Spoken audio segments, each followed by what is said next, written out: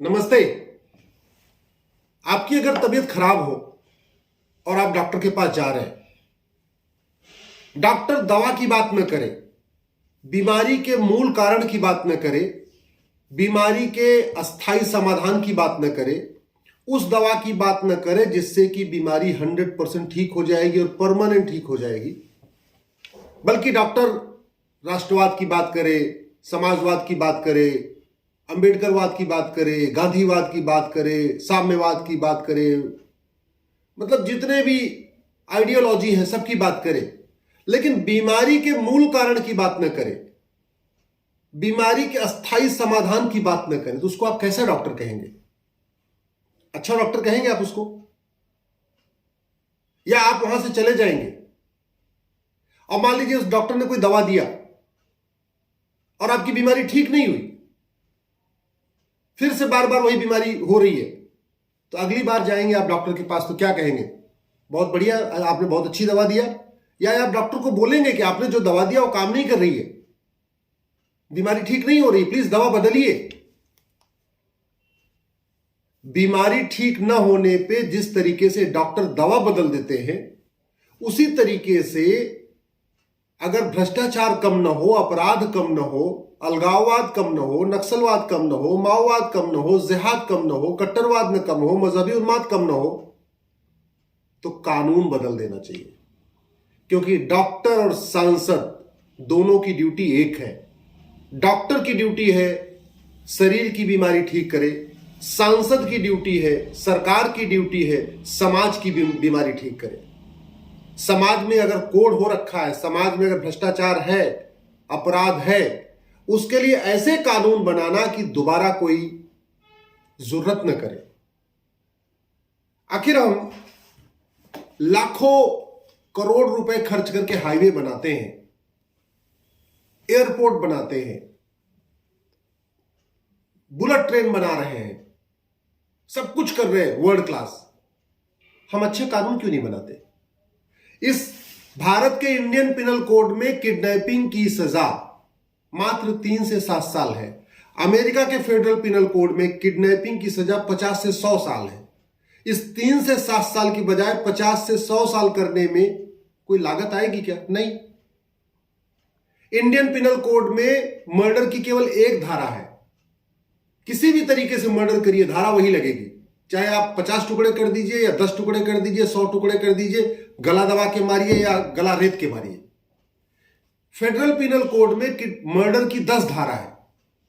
अब ये बताइए, फेडरल पिनल कोड में जैसे मर्डर की 10 धारा है, वैसे ही इंडियन पिनल कोड में 10 धारा लागू बनाने में कोई लागत आएगी क्या? नहीं आएगी। इंडियन पिनल कोड में केवल 23 चैप्टर है, 23 चैप्टर है। फेडरल पिनल कोड में 123 चैप्टर है, 123 चैप्टर है। अब अगर इस फेडरल पिनल कोड की नकल करने में, भारत में लागू करने में कोई लागत आएगी क्या? नहीं। आखिर हमारे यहां कानूनों का मकड़ जाल चल रहा है। घूसखोरी का अलग कानून, जमाखोरी का अलग कानून, मिलावटखोरी का अलग कानून, कालाबाजारी का अलग कानून, नशा तस्करी का अलग कानून, मानव तस्करी का अलग कानून, सोना तस्करी का अलग कानून। इतना मकड़ जाल है कानूनों का कि वकील को भी नहीं पता होता, कई बार तो जज को भी नहीं पता होता, तो बेचारे उस हवलदार को कैसे पता होगा जिसको एफआईआर लिखना है? उस थानेदार को कैसे पता होगा जो सिंपल, जिसको सुबह से लेकर शाम तक लाइन ऑर्डर भी देखना है? वो कानून कहां से पढ़ लेगा? जिस तरीके से फेडरल पिनल कोड में एक कानून है, कंप्रेहेंसिव कानून है, बड़ा कानून है, 123 चैप्टर है, घूसखोरी, जमाखोरी, मिलावटखोरी, कालाबाजारी, नशा तस्करी, मानव तस्करी, सोना तस्करी, सब इसी में है। ऐसा कानून हम भारत में क्यों नहीं लागू कर देते? इस 1860 के मैकाले के द्वारा बनाए गए कोड को हम 75 साल से क्यों ढो रहे हैं? कभी सोचा आपने? क्योंकि आम जनता को कानून नहीं चाहिए अच्छा, आम जनता को भाषण अच्छा चाहिए।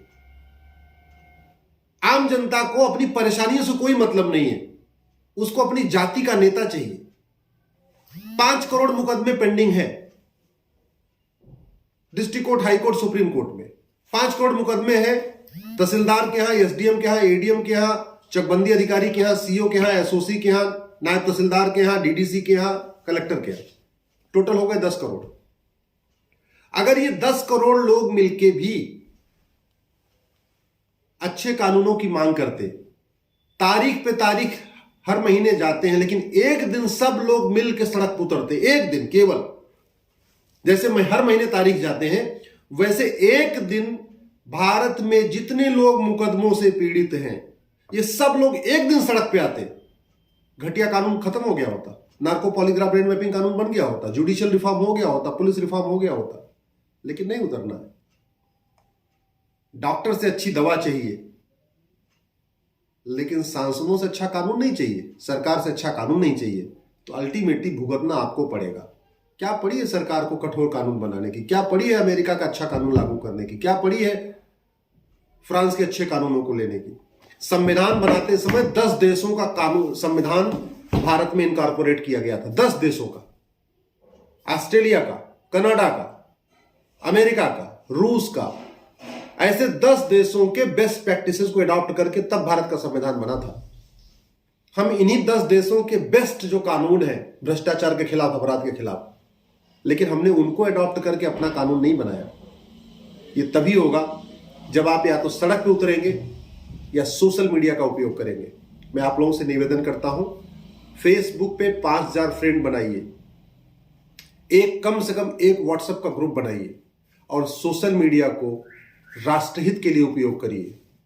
जब तक कानून नहीं बदलेगा तब तक व्यवस्था नहीं बदलेगी, जब तक व्यवस्था नहीं बदलेगी तब तक समाज नहीं बदलेगा। ध्यान रखिएगा, कुछ लोग कहते हैं समाज बदलता है तो व्यवस्था बदलती है। मेरा यह मानना है कानून बदलता है तो व्यवस्था बदलती है, व्यवस्था बदलती है तो समाज बदलता है। आपके पास 2 तरीका है, या तो भारत के 150 करोड़ लोगों को आप ईमानदारी का घुट्टी पिलाइए, आप भारत के 150 करोड़ लोगों को ईमानदारी का पाठ पढ़ाइए। दूसरा तरीका है, एक ऐसा कानून बनाइए कि भ्रष्टाचार करने के पहले आदमी की रूह कांप जाए। आप देख लीजिए 150 करोड़ लोग अपने आप ईमानदार हो जाएंगे, हिम्मत नहीं पड़ेगी। दुबई में किसी की भ्रष्टाचार करने की हिम्मत नहीं पड़ती, अमेरिका में भ्रष्टाचार करने की हिम्मत नहीं पड़ती, सिंगापुर भ्रष्टाचार करने की हिम्मत नहीं पड़ती। मैं ये नहीं कह रहा हूं, शिक्षा व्यवस्था अच्छी होनी चाहिए, शिक्षा व्यवस्था ऐसी हो जो लोगों को ईमानदार बनाए, शिक्षा व्यवस्था ऐसी हो जो लोगों को अहिंसक बनाए, सत्य के मार्ग पे चलने के लिए प्रेरित करे, हिंसा न करने के लिए प्रेरित करे। लेकिन कानून भी ऐसा हो कि अगर कोई गलती से अपराध कर दे, भ्रष्टाचार कर दे, तो उसकी सबक 100 किलोमीटर की एरिया में सबको मिलनी चाहिए। आपको मेरी बात ठीक लगी हो, इस वीडियो को अधिक से अधिक शेयर करिएगा। जय हिंद, जय भारत।